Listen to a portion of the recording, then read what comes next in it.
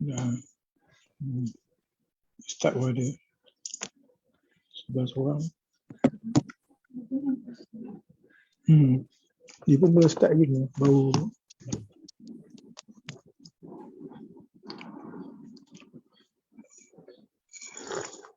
Assalamualaikum warahmatullahi wabarakatuh. Jadi kita buka majlis kita dengan kitab Al-Fatihah.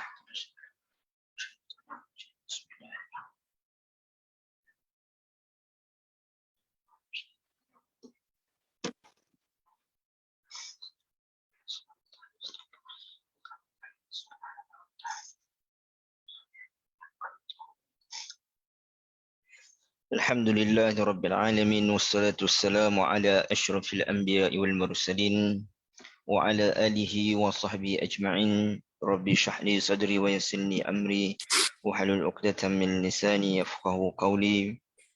Rabbi zidna 'ilma warzuqna fahma, amma ba'd. Alhamdulillah, pertama dan selamanya marilah kita merafakkan setinggi kesyukuran kita kepada Allah Subhanahu wa taala, kerana dengan limpah kurnianya dapat kita bersama pada pagi ini. Alhamdulillah.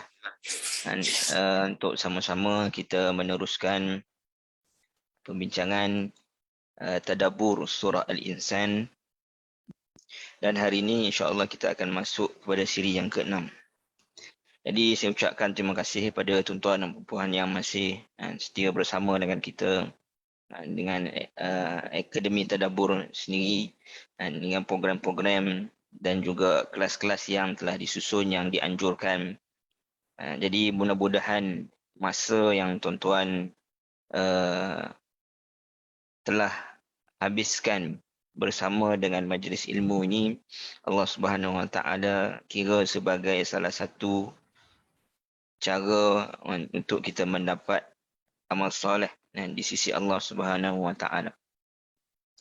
Dan mudah-mudahan yang lebih yang kita harapkan daripada kelas-kelas yang dianjurkan ini, mudah-mudahan ia memberikan manfaat, ya, ini secara bukan sekadar secara ilmunya, tapi juga secara amalannya, yang bertambah baik, mudah-mudahan insya-Allah. Baik, jadi tuan-tuan dan puan-puan yang berada dalam Zoom kita dan juga bersama dalam FB Live ini, pada minggu yang lalu kita telah menyebutkan berkaitan dengan dua sifat yang disebutkan oleh Allah Subhanahu Wa Taala berkaitan dengan ibadullah, dengan orang yang menjadi hamba Allah Subhanahu Wa Taala yang beriman, iaitu mereka memenuhi ataupun menyempurnakan nazar dan mereka juga takut kepada hari akhirat. Ini menunjukkan kepada hubungan dengan Allah Subhanahu Wa Taala. Kemudian disebutkan wa yut'imuna at-ta'ama 'ala hubbihi miskinan wa yatiman wa asira. Ini mereka juga memberikan makan kepada orang miskin, kepada anak yatim, kepada orang tawanan, dengan makanan yang mereka juga sukainya.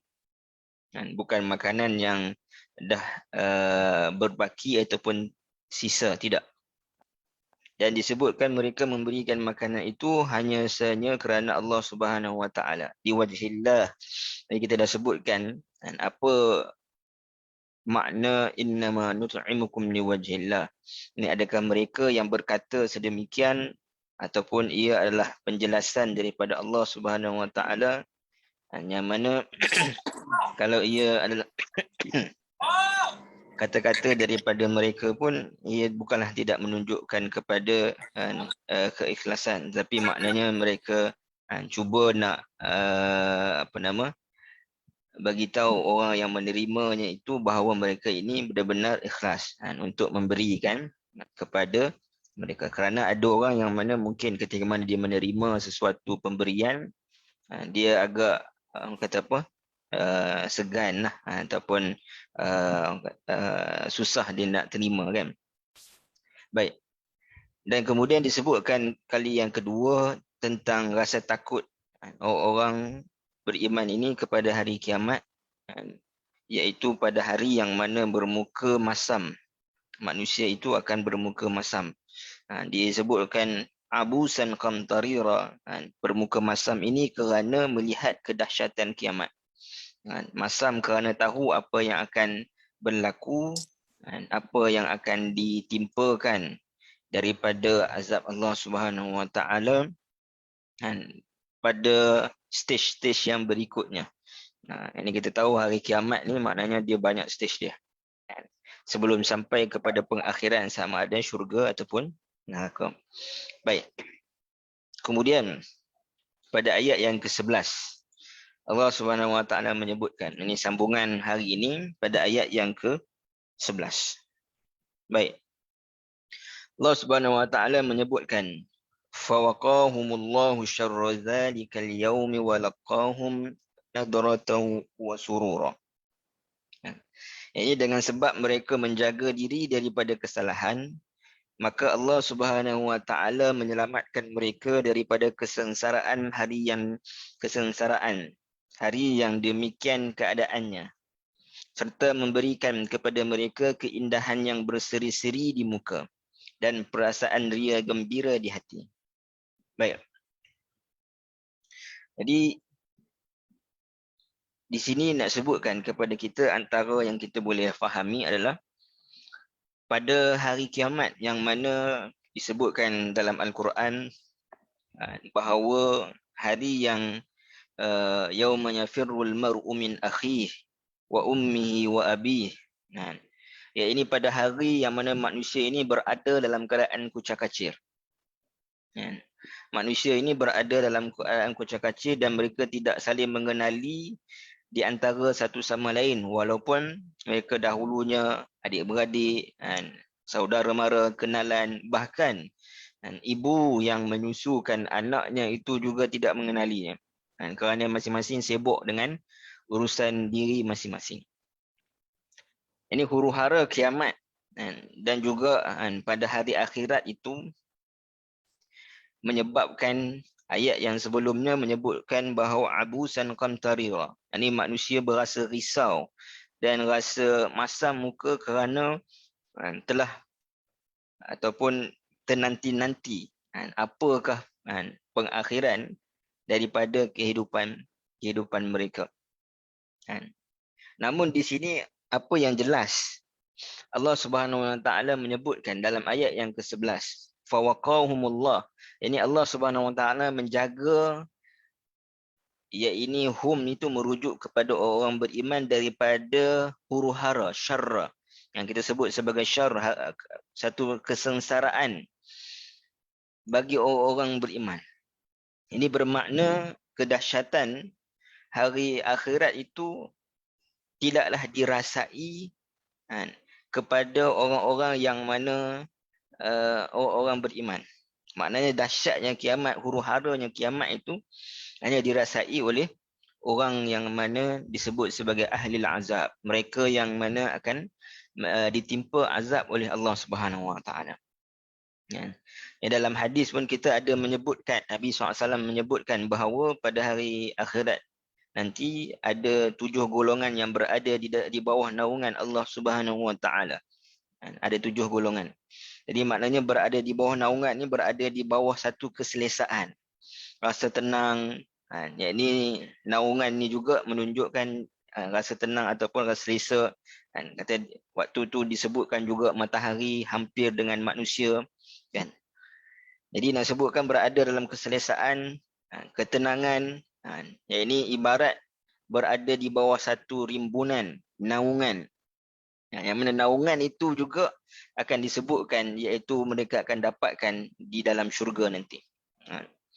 Jadi bermakna hari kiamat itu kedahsyatannya, huru-haranya, muka masamnya, abusan qamtarira itu disebabkan takut dan tenanti-nanti apa yang akan berlaku, balasan terhadap perbuatannya itu tidaklah dirasai melainkan kepada mereka yang akan diazab oleh Allah Subhanahu Wa Taala.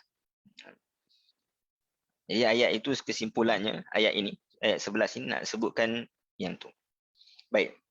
Kalau kita tengok tafsiran secara umum ayat ini, Allah Subhanahu Wa Taala menyebutkan bahawa Allah Subhanahu Wa Taala menjaga mereka daripada huru-hara kiamat. Mereka ini merujuk kepada orang yang beriman dengan memberikan keamanan kerana dahulunya mereka takutkan Allah Subhanahu Wa Taala dan beramal hanya kerananya.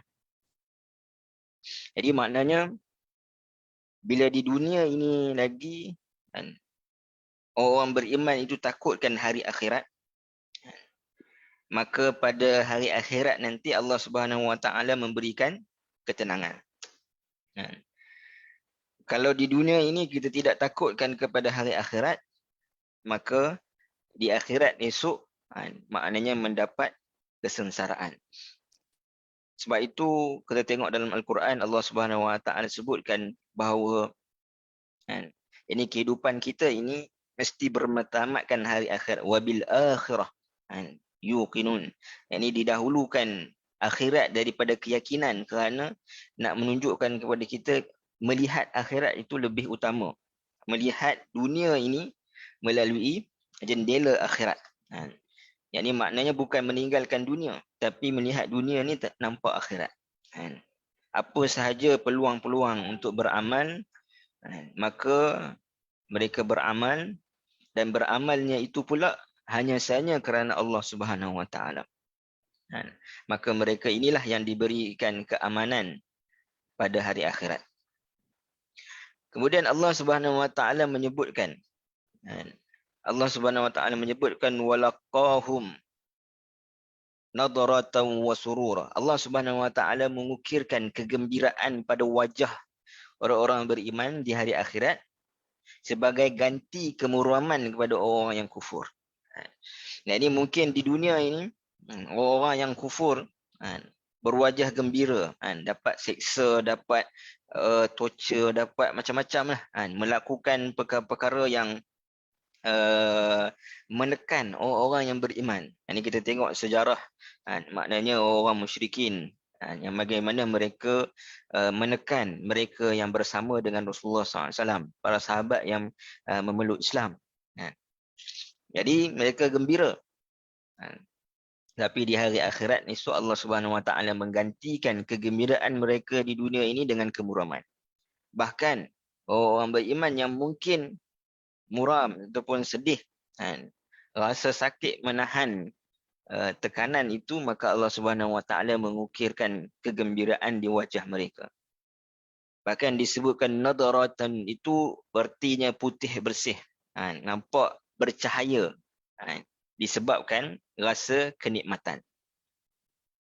Dan menarik pada ayat ini, kalau tuan-tuan dan perempuan tengok, Allah Subhanahu Wa Taala sebut fawaqahumullah walaqahum, waqa dengan juga laqa, fawaqahum dan juga walaqahum.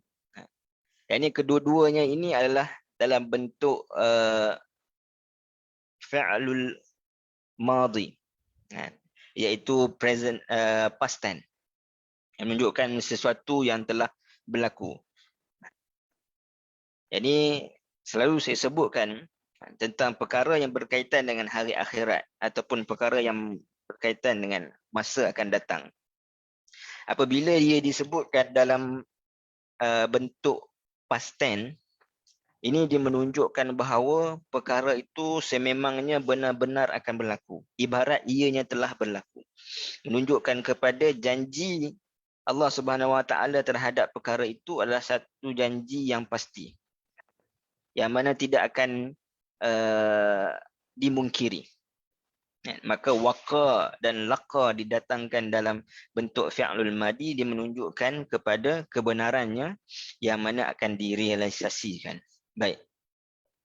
So kita lihat di sini ada dua potongan ayat. Yang pertama Allah sebut fawaqahumullahu syarra zalikal yaum, dan juga Allah Subhanahu Wa Taala menyebutkan walaqahum nadratan wa surura. Dua ganjaran. Yang mana dua ganjaran ini dia berdasarkan daripada dua ketakutan. Rasa takut kepada hari akhirat dan juga kepada Allah Subhanahu Wa Taala. Maka Allah Subhanahu Wa Taala sebut fawaqahumullahu syarra zalikal yaum. Kerana apa? Kerana sebelumnya pada ayat yang ke-7 kan, ya, ini disebutkan orang beriman wa yakhafuna yawman kana syarruhu mustatira. Ini perkataan syarr itu digunakan sama. Maknanya rasa takut mereka terhadap kedahsyatan hari kiamat itu, maka Allah Subhanahu Wa Taala menjaga mereka daripada hari tersebut. Dan kemudian pada ayat yang ke-10 disebutkan inna nakhafu min rabbina yawman abusan qamtarira, iaitu mereka takutkan Tuhan mereka pada hari yang mana manusia bermuka masam. Maka disebutkan walaqahum nadratan wa surura, disebutkan wajah mereka itu berseri-seri. Jadi nak sebutkan tentang dua ketakutan yang disebutkan pada ayat yang sebelumnya, maka Allah Subhanahu Wa Taala memberikan dua ganjaran. Adapun Imam Ar-Razi, beliau menyebutkan dua ganjaran ini, fawaqahumullahu syarra zalikal yaum wa laqahum nadratan wa surura. Ini berkaitan dengan ayat yang ke-9 dan ke-10. Makna kata bila rasa takut kepada hari kiamat, maka Allah Subhanahu Wa Taala menjaga mereka daripada kedahsyatan hari kiamat. Diberikan wajah yang berseri-seri dan hati yang gembira kerana mereka liwajhillah, mereka mencari redha Allah Subhanahu Wa Taala. Apapun nak sebut pada kita, ayat ini yang ke-11 ini adalah nikmat yang Allah Subhanahu Wa Taala berikan, hasil daripada ketaatan. Sama ada mencari keredaan Allah Subhanahu Wa Taala, kerana ketaatan ini dia ada dua sudut. Ketaatan ada bentuk ketaatan dengan kita melaksanakan, dan ada bentuk ketaatan iaitu kita meninggalkan. Jadi kita melaksanakan itu adalah kerana nak mencari redha Allah Subhanahu Wa Taala, dan kita meninggalkan sesuatu itu adalah kerana takutkan kepada azab Allah Subhanahu Wa Taala. Bahkan disebutkan fawaqahumullah, waqa, ya, ini dalam bentuk wiqayah.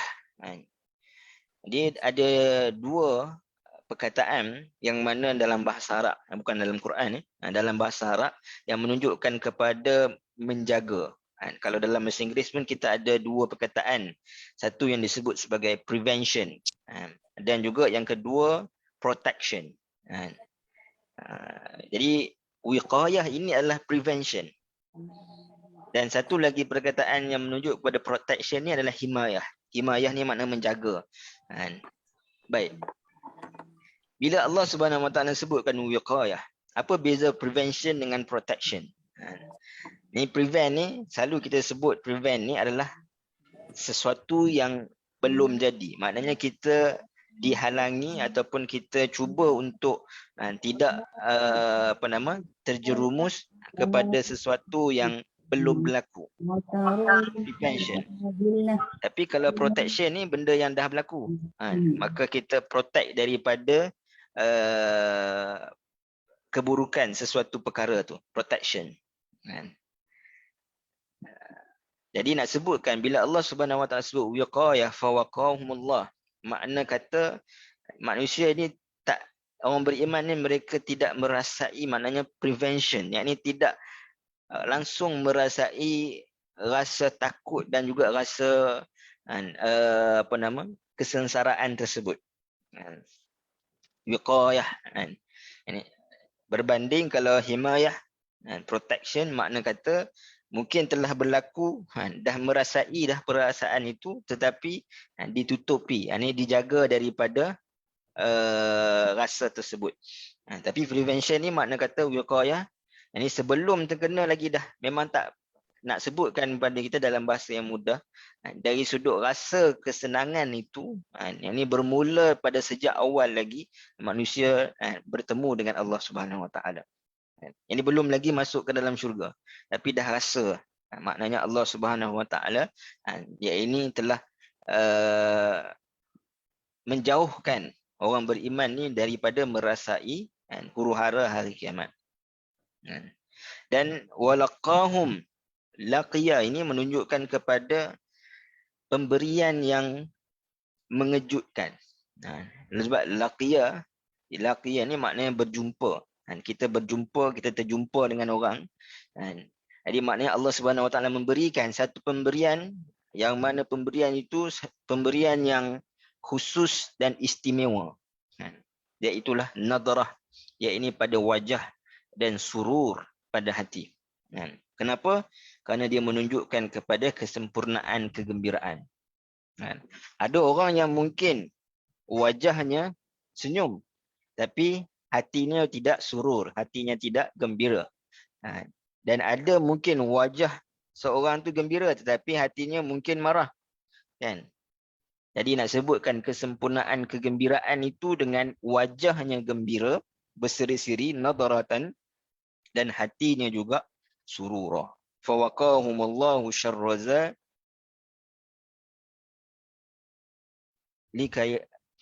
zalikal yaumi wa laqahum nadratan wa surura. Baik. Kemudian Allah Subhanahu Wa Taala menyebutkan,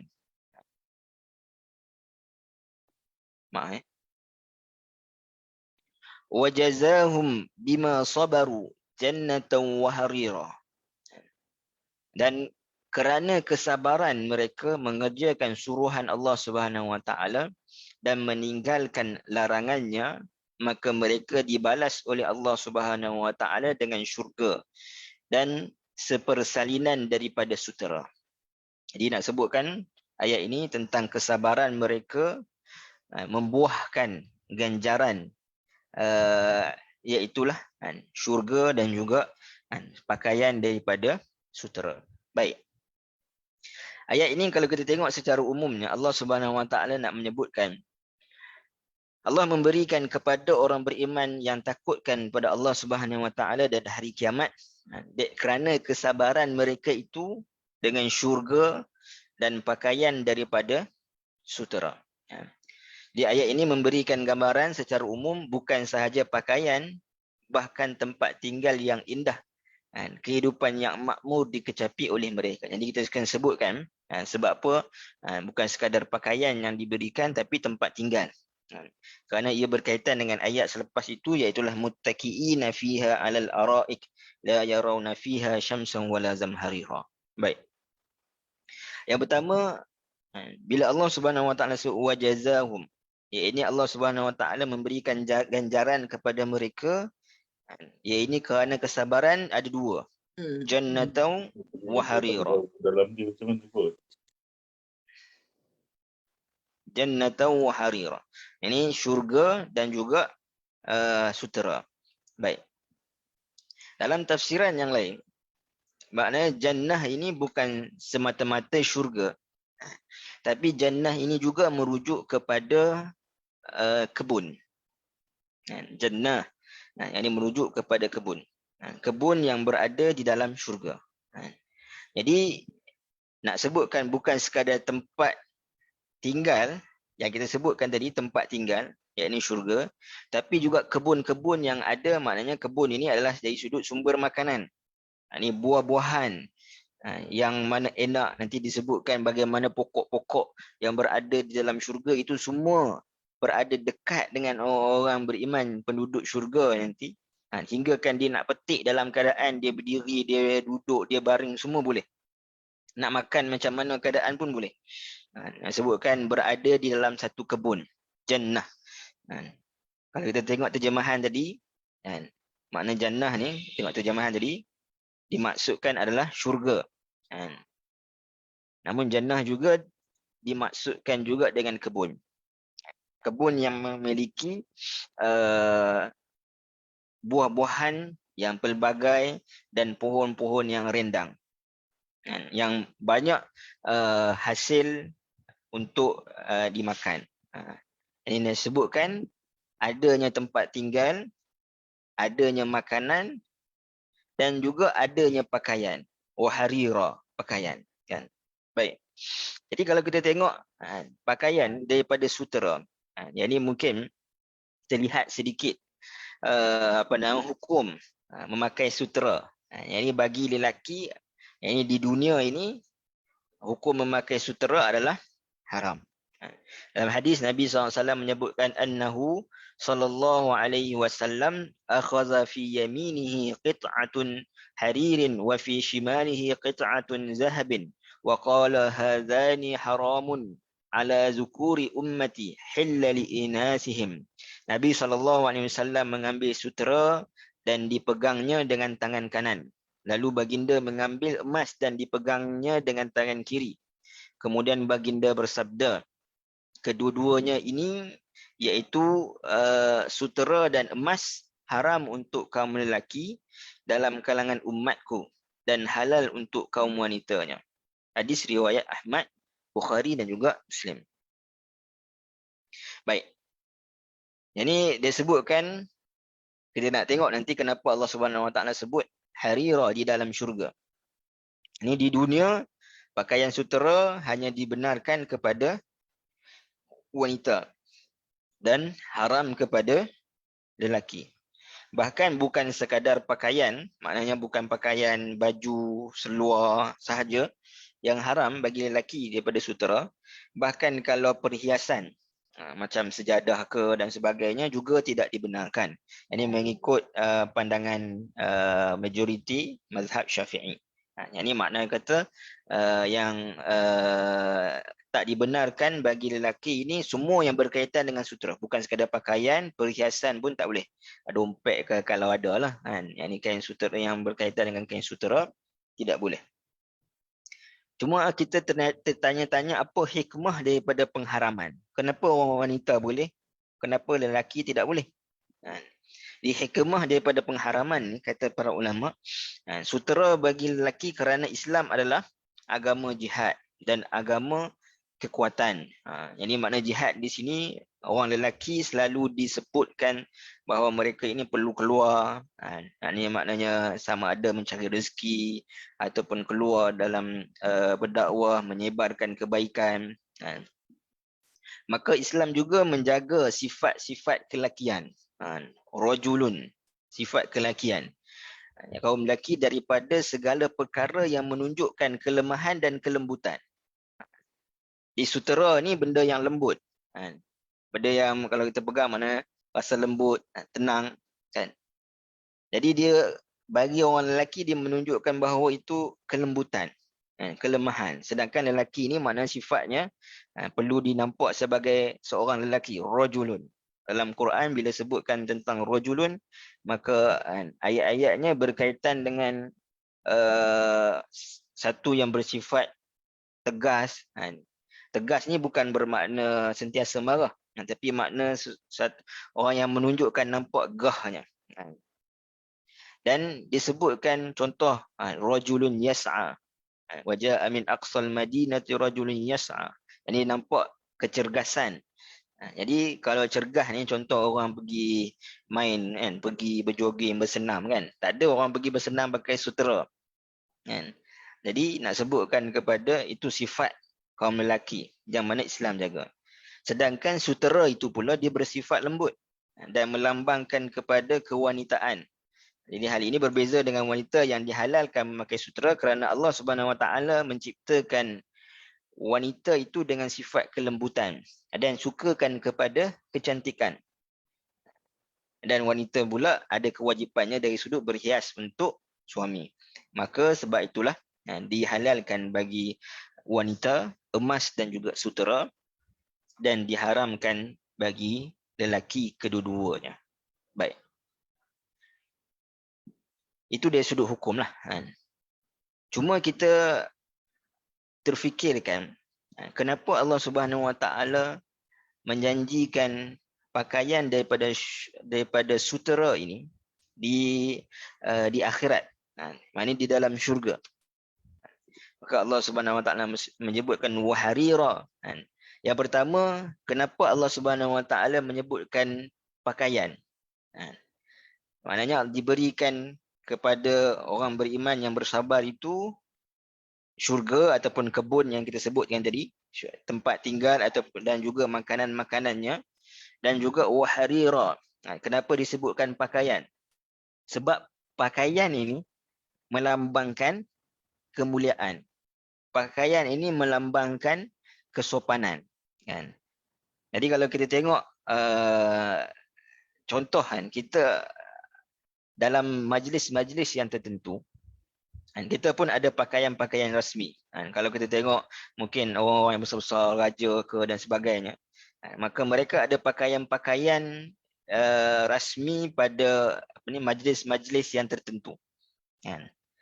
Jadi menunjukkan kepada kemuliaan, kesopanan dan juga menunjukkan kepada kebanggaan. Pakaian pun melambang juga kepada kebanggaan, kan. Jadi nak sebutkan bahawa diberikan pakaian ini kerana ahli syurga itu, yakni mereka ini diberikan layanan yang begitu eksklusif, diberikan pakaian dan sebagainya. Yang mana kalau kita tengok sebaliknya, iaitu kisah Nabi Adam AS, bagaimana asalnya berada dalam syurga, yang ini mempunyai pakaian, tetapi ketika mana ini beliau baginda tersilap dari sudut memakan buah khuldi itu, apa yang berlaku? Allah ceritakan terlucut pakaian. Terlucut pakaian. Jadi nak sebutkan ahli syurga ini duduk dalam keadaan indah, keadaan mulia, dalam keadaan kesopanan, dalam keadaan kebanggaan, melalui menyebutkan pakaian. Pakaian yang diberikan, yang khusus kepada ahli syurga. Dan kenapa pula daripada sutera? Yang mana sutera kerana ahli syurga ini berada dalam ketenangan. Ini rasa tenang, ni berada, yang ni tak dia tidak macam di dunia bagi lelaki, kan. Mana kita sebutkan tadi makna lelaki ni dia perlu keluar selalu dan sebagainya. Yang ni tuntutan-tuntutan sebagai seorang lelaki dan tuntutan dakwah dan sebagainya. Yang ni dalam keadaan yang maknanya memenatkan. Tapi di syurga tak. Yang ini berada dalam keadaan ketenangan. Bahkan sutera ini mahal, kan? Maka menunjukkan kepada kemewahan. Dan yang lebih utama sebenarnya, nak membezakan di antara kehidupan di dunia dan ganjaran di syurga. Yang ini kerana dalam hadis disebutkan bahawa syurga ni la ainun ra'at wala uzunun sami'at wala khatara ala qalbi bashar. Yang ini tidak ada mata yang pernah lihat keindahannya, tidak pernah ada telinga yang mendengar gemersik kemerduan suara-suaranya, dan tidak pernah terlintas dalam pemikiran manusia. Sutera yang dahulunya di dunia bagi kaum lelaki ia tidak dibenarkan, bahkan haram untuk dipakai, tetapi di dalam syurga itu ia menjadi pakaian rasmi utama kepada ahli-ahlinya. Nak sebutkan beza sungguh di antara kehidupan dunia dan juga kehidupan di syurga. Dan juga nak sebutkan bahawa di syurga ni tidak ada taklif. Ini kita diharamkan kerana itu adalah taklifan ke atas kita. Di syurga tidak ada taklif. Kehidupan yang penuh senang dan juga tenang. Baik. Kemudian ayat ini juga, yang ini kata Imam Ar-Razi lagi, beliau mengatakan bahawa ayat ini menunjukkan ketika mana Allah Subhanahu Wa Taala menyebutkan ayat yang ke-9. Allah kata innama nut'imukum liwajhillah. Dan juga ayat sebelumnya, ayat yang ke-8, wa yut'imuna at'am. Yang ini memberi makan kepada orang miskin, itu bukan semata-mata memberi makan, tetapi ia juga membawa maksud memberikan keperluan. Dan keperluan utama selain daripada makanan, disebutkan makanan pada ayat 8 kerana apa? Wa yut'imuna at'am, kita dah sebutkan kerana itu adalah perkara yang paling asas. Saya sebutkan bahawa itu adalah perkara yang paling asas bila mana kita mentadabur ayat 8 sebelum ini. Tapi tak bermakna itu sahaja. Tapi perkara asas yang lain iaitulah pakaian.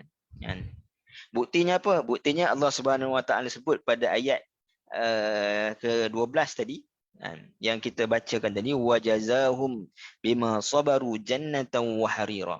Ini jannah tadi menunjukkan kepada pemberian makanan, kan?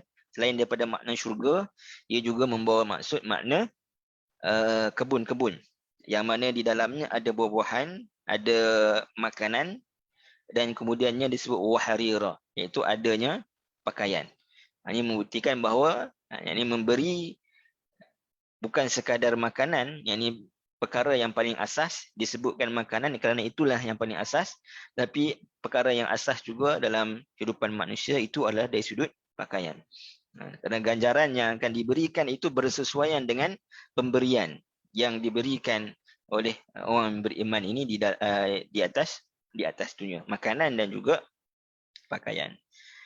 Dan Allah Subhanahu Wa Taala menyebutkan segala nikmat-nikmat yang diperolehi oleh orang beriman yang berada di dalam syurga ini dengan satu je perkataannya, iaitu wajazahum bima sabaru, iaitu kerana kesabaran mereka. Jadi kalau kita lihat sabar ni, nak sebut tentang perkataan sabar ni satu benda yang mudah sebutannya, tapi dari sudut praktikalnya memang bukan perkara yang mudah, bahkan diperlukan kepada kesungguhan, perlukan kepada juhud, yakni pengorbanan untuk nak capai ataupun nak bersabar itu sendiri.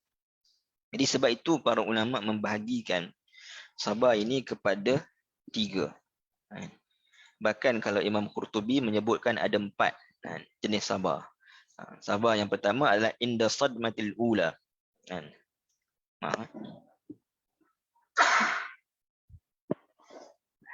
Sabar yang kedua adalah di dalam ketaatan. Sabar yang ketiga adalah sabar meninggalkan maksiat. Dan sabar yang keempat adalah sabar meninggalkan ujian.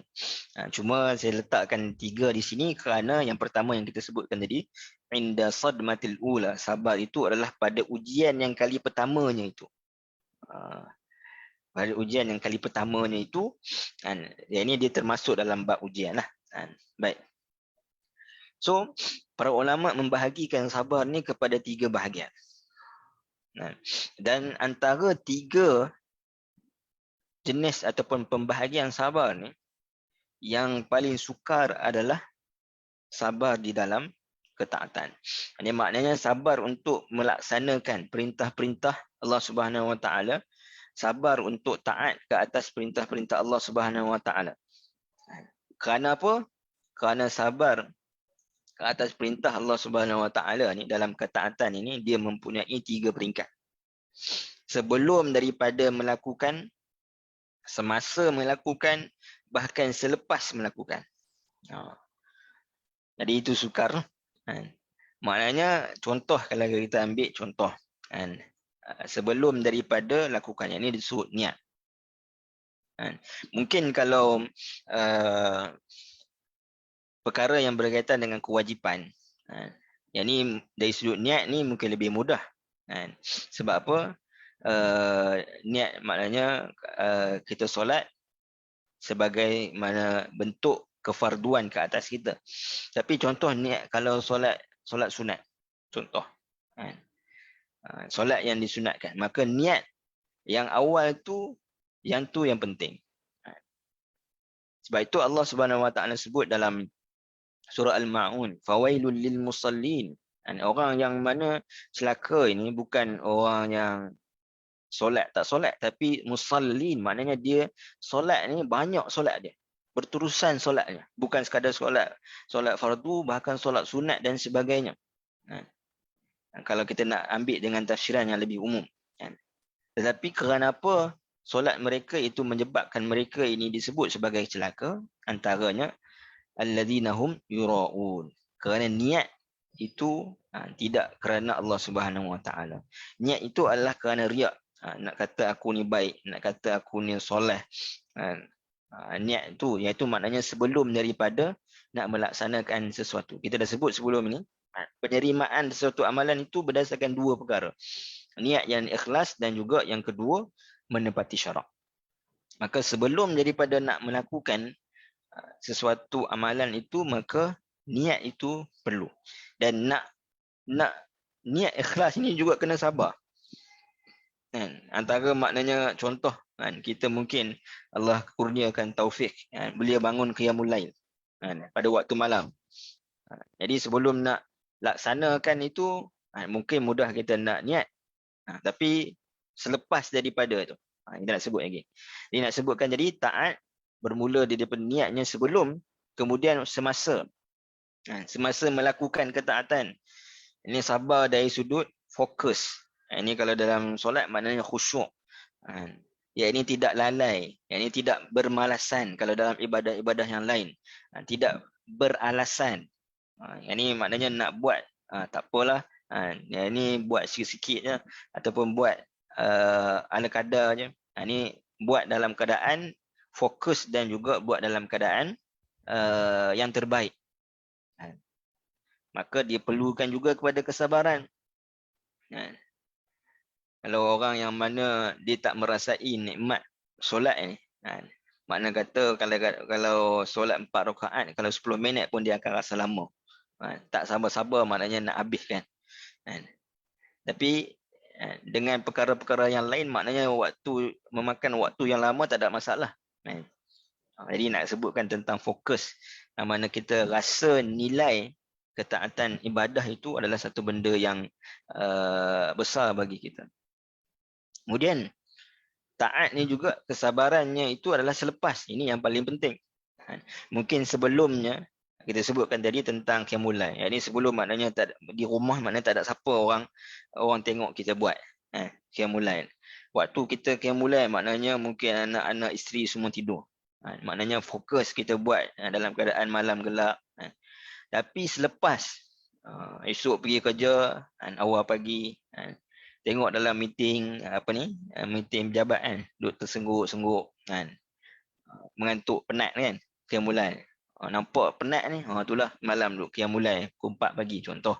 Jadi dia dah rasa nak jaga tu, sabar daripada nak ujub tu, nak menunjukkan amalan itu yang juga berat. Ini selepas tu yang lebih berat. Yang ni nak tawaduk. Jadi kesabaran itu pada ketaatan itu, kenapa ia paling susah? Kerana dia merangkumi tiga keadaan ini. Sebelum, semasa, selepas. Kemudian sabar yang kedua adalah sabar dalam maksiat, makna kata sabar dalam meninggalkan. Jadi sabar dalam melaksanakan, ini sabar dalam meninggalkan. Ini meninggalkan ni sudah tentulah yang utamanya adalah meninggalkan perkara-perkara yang haram, yang diharamkan oleh Allah Subhanahu Wa Taala, larangan. Dan sabar dalam kemaksiatan ini juga perkara yang nafsu sukakan. Walaupun benda itu mungkin adalah benda yang harus, tetapi kalau benda harus yang berterusan, yang melalaikan, yang menjauhkan kita, yang menyebabkan kita meninggalkan perkara yang wajib, maka dia akan menjadi maksiat. Di nafsu ni maknanya dia suka benda yang harus lah, benda yang harus. Kalau haram memang dah tetap haram, tapi benda yang harus pun kalau dia berlebihan, dia menyebabkan kepada kemudaratan. Contoh, makan terlalu kenyang sampai tak larat nak solat, maka dia telah membawa kepada kemaksiatan. Maka sabar dalam meninggalkan maksiat yang membentuk hawa nafsu juga perlu sabar. Kemudian yang ketiga, sabar di dalam ujian. Ini ujian ini sebagaimana yang pernah saya sebutkan, bila kita sebutkan tentang mungkin ada rakan-rakan sahabat kita, kenalan kita yang kena banjir kan. Allah Subhanahu Wa Taala sebut dalam suratul Baqarah ayat 155, "Wa lanabluwannakum bisyai'im minal khaufi wal ju'i." Rasa takut dan juga rasa lapar. Dan keamanan ketika mana Allah Subhanahu Wa Taala sebut allazi at'amahum min ju' wa amanahum min khauf. Lapar dan juga takut. Kerana takut ini mewakili ujian yang bersifat emosi. Jadi apa sahaja ujian bersifat emosi, rasa takut, rasa sedih, rasa kesakitan, sakit hati dan sebagainya, itu semua adalah ujian. Yang termasuk dalam takut itu, iaitu yang mewakili ujian dalam bersifat emosi manusia.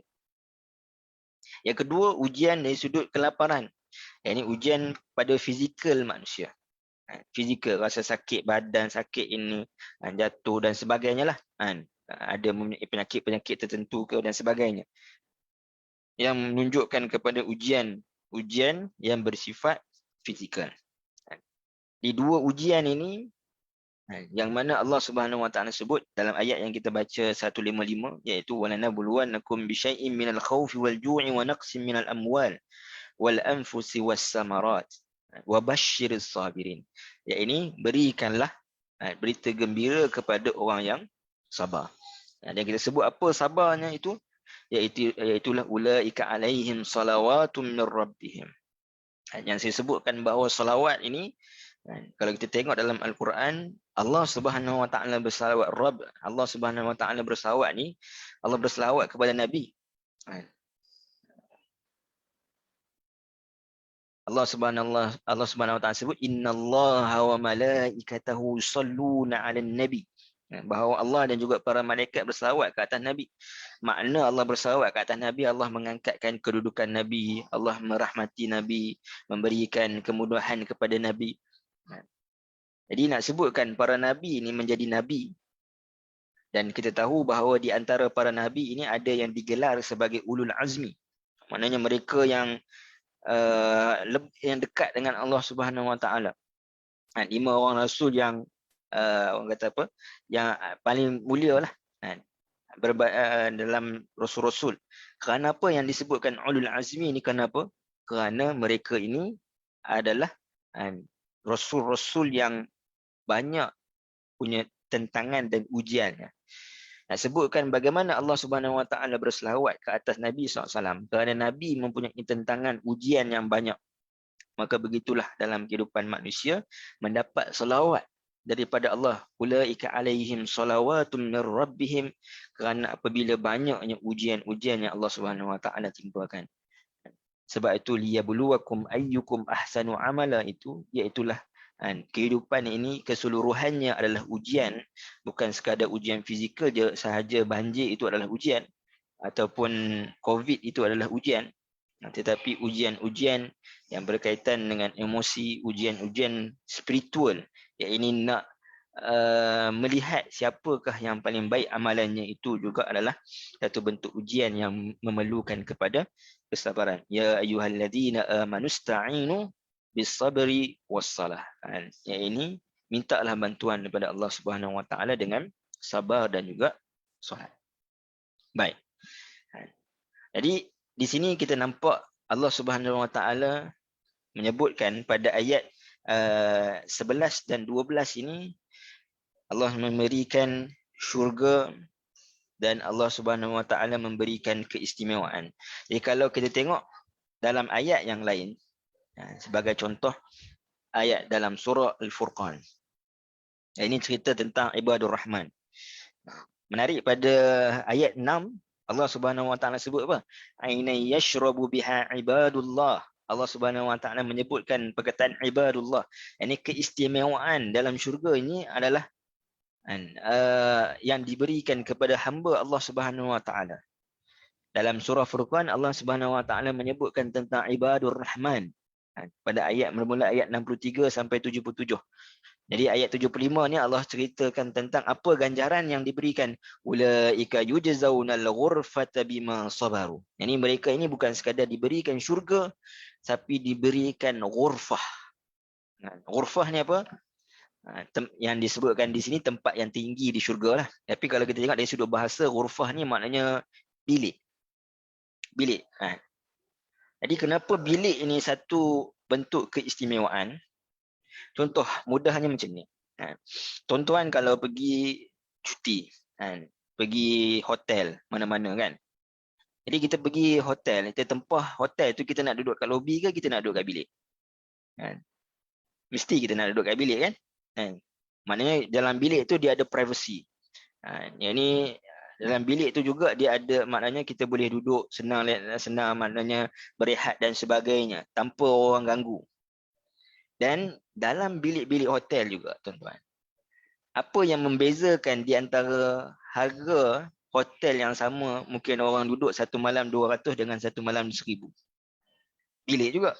Mana kata ada bilik yang mana walaupun kita kata maknanya hotel ni mana tempat kita tidur je. Tempat kita tidur kalau kita pergi travel. Tapi kenapa ada perbezaan harga? Kerana beza dari sudut layanan, beza dari sudut makanan, beza dari sudut ni, kerana apa? Beza bilik tu. Ada bilik kalau yang ada breakfast, mungkin lain sikit harganya berbanding bilik yang tak ada breakfast. Kan? Jadi maknanya bilik itu menunjukkan kepada keistimewaan. Kan? Dan Allah Subhanahu Wa Taala sebut jannah tadi, bukan sekadar syurga sahaja, tetapi bilik yang khusus. Ini tafsiran kepada ayat ini daripada ayat suratul Furqan, maknanya bukan sekadar syurga tempat tinggal. Sebab bila kita sebutkan syurga ni, kita bayangkan syurga yang luas. Maknanya semua orang yang masuk ke dalam syurga, orang beriman. Tapi nak sebutkan dalam syurga itu juga ada ghurfah, ada bilik-bilik. Kalau kita dalam bahasa mungkin kita gambarkan hotel lah. Hotel untuk orang beriman. Dan bilik itu adalah bilik yang istimewa. Yang kita akan sebut selepas ini, ayat yang menunjukkan tentang keistimewaan bilik-bilik dalam syurga itu. Dan sebab apa? Masih lagi sama. وَجَزَاهُمْ بِمَا صَبَرُوا أُولَٰئِكَ يُجْزَوْنَ الْغُرْفَةَ بِمَا صَبَرُوا وَيُلَقَّوْنَ فِيهَا تَحِيَّةً وَسَلَامًا. Tadi kita sebut apa? وَلَقَّاهُمْ nadratan wa surur, rasa gembira dan juga rasa gembira di wajah yang putih bersih dan gembira di hati mereka. Dan antara bentuk rasa gembira yang paling digembirakan, yang paling seronok adalah apabila mendapat penghormatan dan ucapan salam. Bahkan disebut salama di sini adalah ucapan salamun qaulan mir rabbir rahim dalam surah Yasin. Dan ini menyebutkan salam itu datangnya daripada Allah Subhanahu Wa Taala. Tahiyyah, penghormatan, menunjukkan kepada selamat, keselamatan daripada hari akhirat itu disebut dengan tahiyyah dan diberikan ucapan selamat kepada orang beriman daripada Allah Subhanahu Wa Taala, menunjukkan kepada satu bentuk penghormatan. Jadi nampak ayat itu dia ada perkaitan dia. Baik. Kemudian Allah Subhanahu Wa Taala menyebutkan pada ayat 13 hingga ayat 22. So panjang, lebih kurang dalam 10-11 ayat berkaitan dengan tempat-tempat tinggal penduduk syurga. Ini detail tempat tinggalnya, berkaitan dengan minumannya, berkaitan dengan pelayannya, berkaitan dengan pakaian mereka yang kita sebutkan tadi. Baik. Jadi sebagaimana yang pernah saya sebutkan di awal pembincangan kita dalam surah Al-Insan, dan sebelum ni kita sebut dalam surah As-Sajadah. Kenapa Nabi SAW membaca surah As-Sajadah dan juga surah Al-Insan pada hari Jumaat? Surah As-Sajadah pada rakaat pertama dan surah Al-Insan pada rakaat yang kedua. Ini tidak hanya kerana surah As-Sajadah itu dahulu, ini dari sudut susunan mushaf, dia surah yang ke-31. Susunan surah Al-Insan surah yang ke-76. Bukan sekadar itu, tetapi dalam surah As-Sajadah Allah lebih banyak menceritakan tentang mereka-mereka yang diazab oleh Allah Subhanahu Wa Taala, apa yang berlaku kepada mereka, rasa penyesalan, bila mana mereka nak keluar, rasa ingin nak keluar dimasukkan balik. Kemudian disebutkan apa bentuk-bentuk sebahagian daripada bentuk penyiksaan kepada mereka, untuk kita rasa takut, khaufan, takut dahulu. Kemudian dalam surah Al-Insan, mana pada rakaat kedua ketika dibacakan oleh imam, Allah mendetailkan tentang perkara-perkara yang bersifat syurga, supaya apa? Lahir rasa tamak, khaufan wa tama'an, dalam surah As-Sajadah. Jadi sebab itu dalam surah Al-Insan kita sebutkan sebelum ni, Allah Subhanahu Wa Taala mendetailkan, fala ta'lamu nafsum ma ukhfiya lahum min qurrati a'yun. Maka mereka ini tidak tahu apa yang Allah Subhanahu Wa Taala sembunyikan dari rahsia di dalam syurga itu nanti. Dan antaranya disebutkan sebahagiannya di sini pun begitu, walaupun disebutkan secara detail, bayangan kita terhadap syurga itu masih lagi bayangan keduniaan, masih lagi bayangan sebagai seorang manusia. Sedangkan syurga itu adalah lebih indah daripada apa yang kita bayangkan. Baik. Jadi ayat 13 hingga ayat 22 ini, Allah Subhanahu Wa Taala nak menyebutkan tentang tempat tinggal penduduk syurga, minuman yang diminum, pelayan-pelayan dan juga pakaian mereka. Baik. persesuaian ayat. Jadi kenapa ayat 13 ayat 22 ni Allah Subhanahu Wa Taala sebut tentang, tadi kita sebut tentang nikmat-nikmat itu kan, dengan ayat sebelumnya. Ini setelah Allah Subhanahu Wa Taala menyebutkan tadi makanan, jannatan, makanan, waharira, pakaian. Maka Allah Subhanahu Wa Taala menyebutkan pula ciri-ciri tempat tinggal mereka, cara duduk mereka di dalamnya, minuman mereka, bahkan bekas minuman, minum daripada apa? Bukan minuman apa sahaja, minuman daripada apa? Bekas minum tu. Dan pelayan-pelayan yang melayani kehendak mereka. Baik. Allah Subhanahu Wa Taala menyebutkan muttaqiina fiha 'alal araik la yarawna fiha syamsan wala zamharira. Ini keadaan tempat tinggal dan suasana di dalam syurga. Iaitu disebutkan mereka berehat di dalam syurga dengan berbaring di atas pelamin-pelamin yang berhias. Mereka tidak nampak di situ adanya matahari, usahkan hawa panasnya, dan tidak juga merasai suasana yang terlampau sejuk. Wala zamharira. Baik.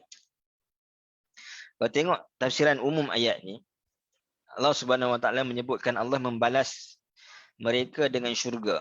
Bahkan disebutkan dalam syurga itu mereka berada dalam keadaan duduk di atas tempat tidur yang dinaungi tirai. Nanti saya sebutkan makna yang lebih terperinci berkaitan dengan tempat duduk ni. Mereka tidak menemukan di dalamnya panas matahari dan juga tidak pula terlalu dingin. Jadi suasana keadaan dalam syurga itu tak terlalu panas dan juga tak terlalu sejuk. Kalau boleh, mungkin suasana kalau kita nak faham, disebutkan kalau kita di Malaysia ni, waktu antara terbit fajar tu, maknanya waktu solat subuh tu sampai waktu syuruk tu. Waktu tu biasanya waktu yang sejuk, tenang, nyaman, di antara waktu terbit fajar dan terbit matahari. Ini gambaran sahaja. Tapi nak menyatakan sebenarnya dari sudut keselesaan tu. Tak rasa panas dan tak juga rasa sejuk.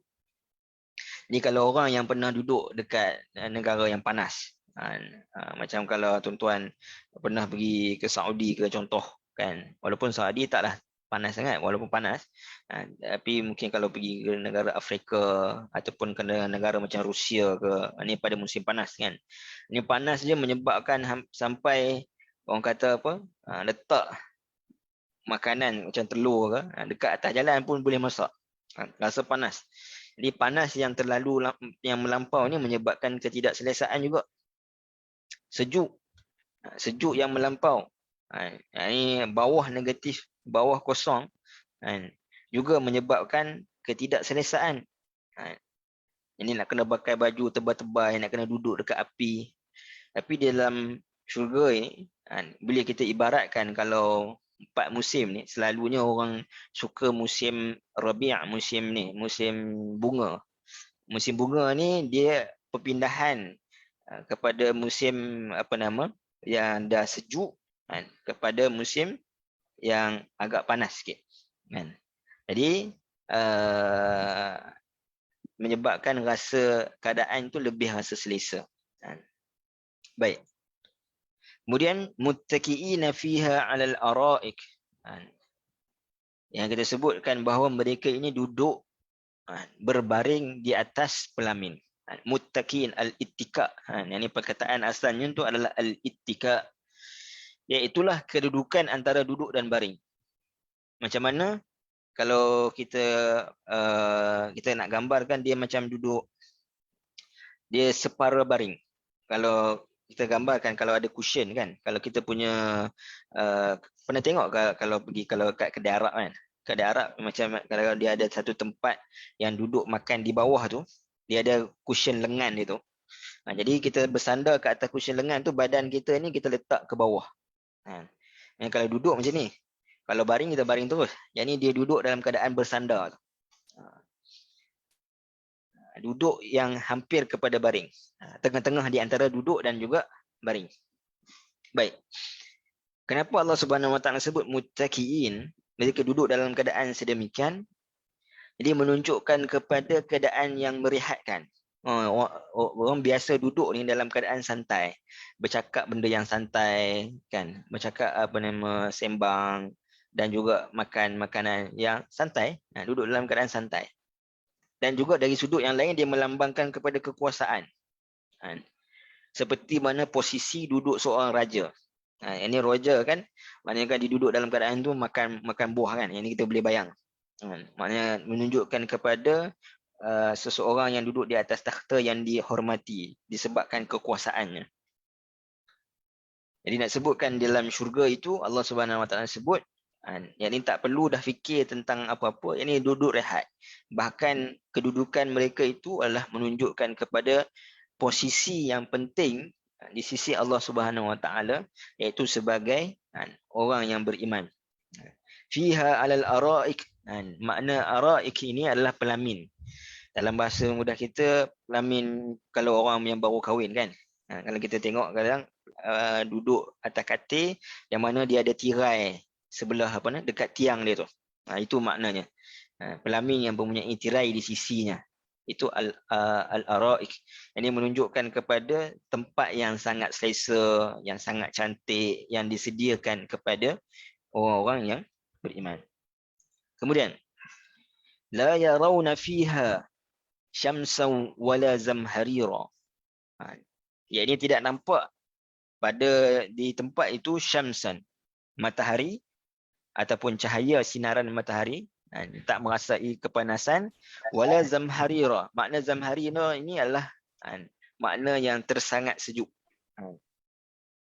Atau ada riwayat yang lain menyebutkan makna zamharira ni juga bermaksud bulan lah, betul pada malam hari. Jadi juga nak menunjukkan kepada rasa sejuk. Rasa sejuk maknanya kalau waktu siang mungkin kurang sikit. Tapi kalau waktu malam, yang ini bertambah sejuk. Baik. Allah Subhanahu Wa Taala sebut tidak melihat cahaya matahari dan bulan. Ini tadi kita sebut bahawa tafsirannya merujuk kepada cuaca yang sangat kondusif. Yang ini pertengahan, iaitu tidak terlalu sejuk dan juga tidak terlalu panas. Dan juga makna yang kedua boleh disebutkan la yarawna, yang ini tidak nampak, itu menunjukkan kepada tidak memerlukan. Memang syurga ini tak perlukan kepada cahaya matahari. Syurga itu sendiri terang dan menjadi sumber cahaya. Maka tak perlukan kepada matahari dan juga tak perlukan kepada bulan. Tak perlu adanya matahari dan tak perlu adanya bulan. Bukan sekadar makna syamsan wala zamharira ni keadaan cuaca yang tidak terlalu sejuk dan terlalu panas, tapi dalam syurga itu juga tidak memerlukan matahari dan juga tidak memerlukan bulan.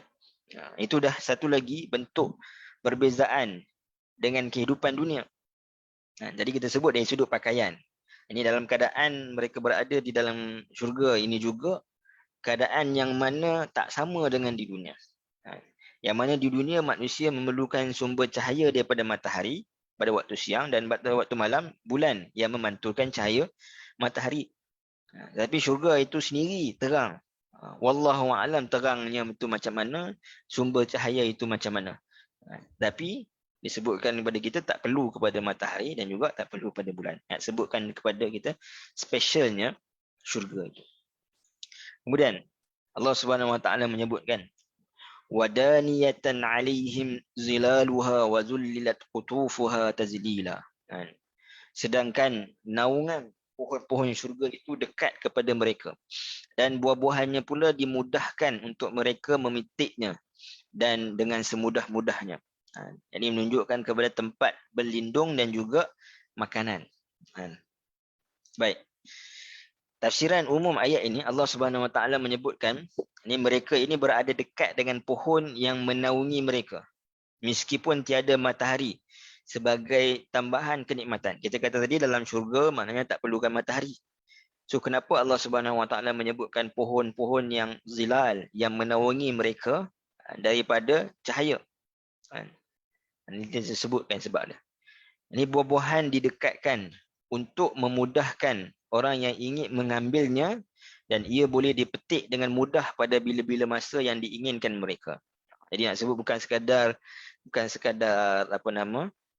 duduk dalam suasana kebun, tak, tapi duduk katil itu macam duduk ada dalam kebun, dan pokok itu datang dekat mereka. Ini nak ambil petik. Kita nak gambarkan kenikmatan tu. Baik. Allah Subhanahu Wa Taala sebut wadaniyatan alaihim, iaitu didekatkan. Daniyah ini maknanya didekatkan pohon-pohon dalam syurga itu dengan dekat dengan penduduknya. Dekatnya pohon itu melambangkan apa? Dari sudut keselesaan, kenyamanan. Maknanya nak ambil makan dalam keadaan yang separa baring, ini boleh makan. Dan pohon-pohon zilal yang bertujuan menaungi daripada sinaran cahaya matahari. Tapi dalam syurga tiada matahari.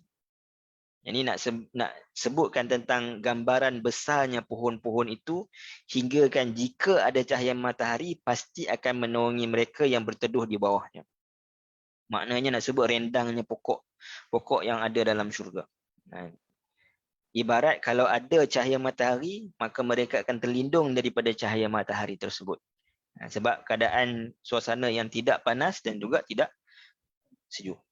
Bahkan ada ulama yang mengatakan dalam tafsir Al-Munir disebutkan bahawa wadaniyatan alaihim zilaluha wa zullilat qutufuha tazlila, ini adalah syurga yang berlainan. Sebab syurga tadi Allah Subhanahu Wa Taala sebut kebun tadi, wa jazahum bima sabaru jannatan wa harira. Itu satu bentuk syurga. Maknanya ataupun satu kebun. Syurga dalam syurga. Ada juga keadaan ataupun tempat yang lain diberikan kepada orang beriman. Syurga yang lain, iaitu dengan ayat wadaniyatan alaihim ini. Maknanya ada dua syurga diberikan kepada orang beriman. Ini Allah Subhanahu Wa Taala sebut dalam surah Ar-Rahman, waliman khafa maqama rabbih jannatan.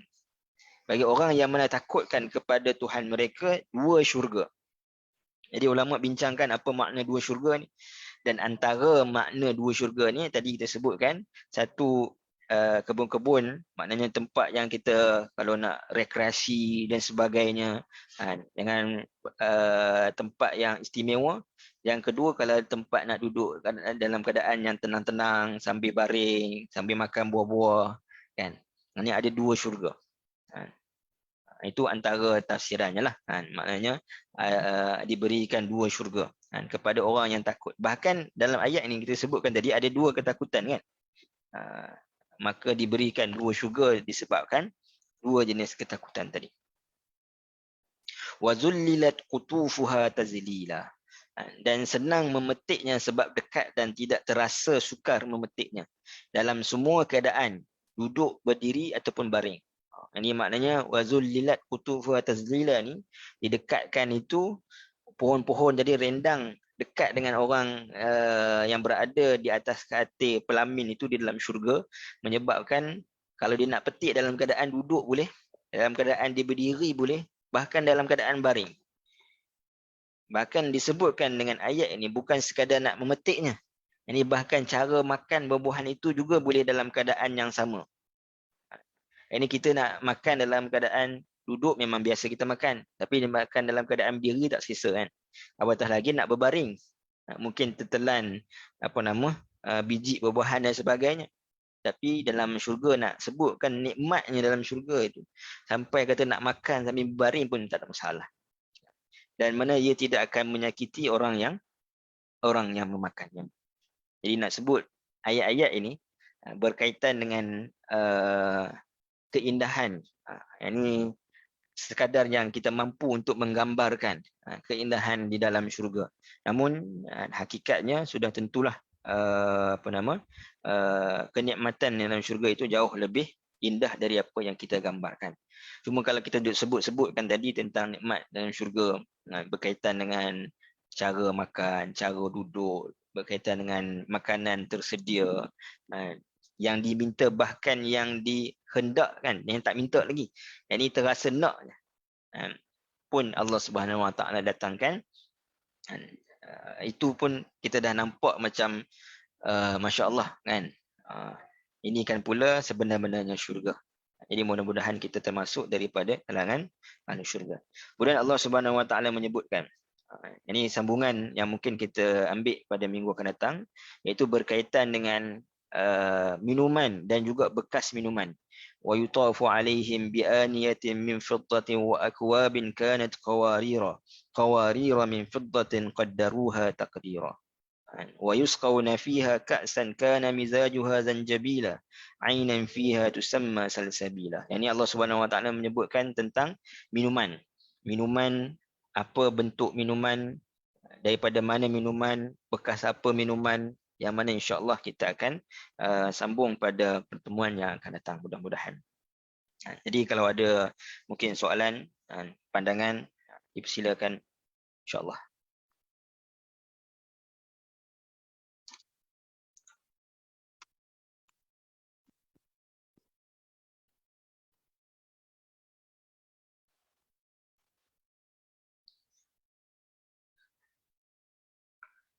Baik, kalau tak ada, apa yang baik itu datang daripada Allah Subhanahu Wa Taala, yang lemah kurang itu pada diri saya sendiri. Saya mohon ampun pada Allah dan minta maaf pada tuan-tuan. Aku qauli hadza wa astaghfirullah li wa lakum. Assalamualaikum warahmatullahi wabarakatuh. Waalaikumsalam Ustaz. Terima kasih Ustaz. Ustaz. Terima kasih Ustaz. Assalamualaikum. Terima kasih Ustaz. Terima kasih Ustaz. Okay.